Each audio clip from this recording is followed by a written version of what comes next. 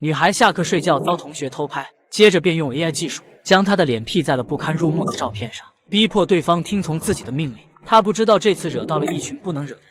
男同学很快就被女孩母亲绑了过来。手术台上，对方依旧嚣张。为了让他彻底记住这次的教训，女孩母亲从众多手术刀中挑出最大的一把。男孩曾嚣张的让小美必须无条件服从他的命令，即使让他割肉卖器官也要服从。女孩母亲决定用同样的方式惩戒对方。很快，男同学就被打入了一种神秘药剂。紧接着，母亲拿出一个电子秤，表示要挖下对方1公斤的肉。直到这时，男孩才终于知道害怕，可早已为时已晚。为了避免男孩乱叫，他扯下一块抹布塞进了男孩嘴里，随后按照事先画好的虚线开始手术。随着手术刀落下，房间里传来一阵凄厉的哀嚎。没过多久，一块新鲜的肉块被切了下来。看到秤上不足1000克的重量，母亲朝着他另一条腿走来。剧烈的痛感令男孩彻底绝望，他顾不得疼痛，连忙抖出了幕后的人。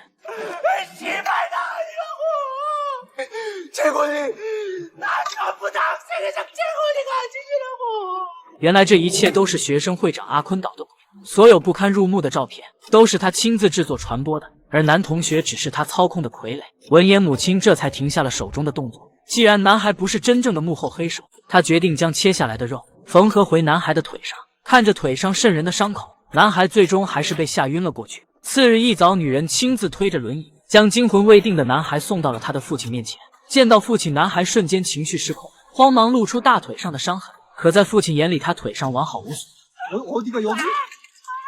男人还以为儿子鬼混喝多了，才一直说胡话，甚至一直感谢他将儿子送了回来。其实昨晚女人并没有真的挖下男孩腿上的肉，而是利用催眠的手段，让他体验到了宛若真实的痛感。女人名叫小美，从小就在一座秘密基地中长大，基地里所有的人都拥有超能力，经过严格的训练，最终成为顶尖的特工和杀手。不堪忍受的小美带着2个襁褓中的孩子逃了出来，他们伪装成一个普通家庭来掩盖身份。几人刚到这座城市，儿子小智刚踏进校园的第1天就被一群混混盯上了。在挨揍的过程中，他死死咬住一个混混的手。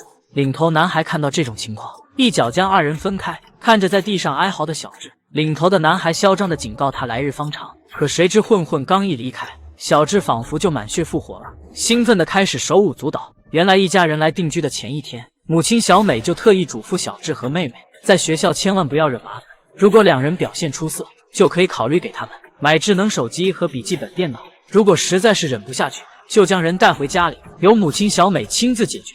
小智心里默默开心，只要继续隐忍下去，那么智能手机和笔记本电脑很快就能到手。这边混混暴揍完小智还没完，又将魔爪伸向了小智的妹妹小雨。在人家睡觉的时候，悄悄用手机拍下照片。2人虽然是双胞胎兄妹，但性格截然相反。面对混混们猥琐的调戏，他毫不退缩，还警告对方，如果不立刻删除照片，就会让他付出代价。可混混哪里听得进他的警告，反而将他的脸和颜色照片拼在一起。临走前，混混还一脸得意地向他挑衅，威胁小雨跟他一起离开。作为哥哥的小智看到这一幕，毫不在意地转身离开。同班的女同学找到小智，将他妹妹出事的消息告诉了他。而在小智看来，找他妹妹的麻烦，那群混混们更应该自求多福。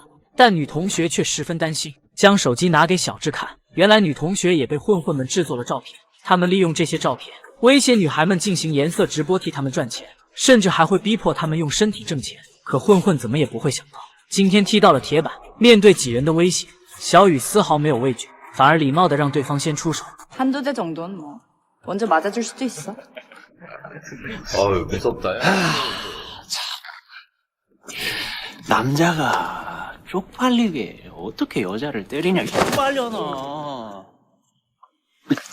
아이고. 어떡해. 이 정도면 되겠어? 맞아요. 2招下去，混混就下场了。见其他几人还想反抗，小雨警告他们不要轻举妄动，别剩下的另一只手也断掉了。 이 새끼 일어나면 사진 지우고 조용히 살자고나 전해줘.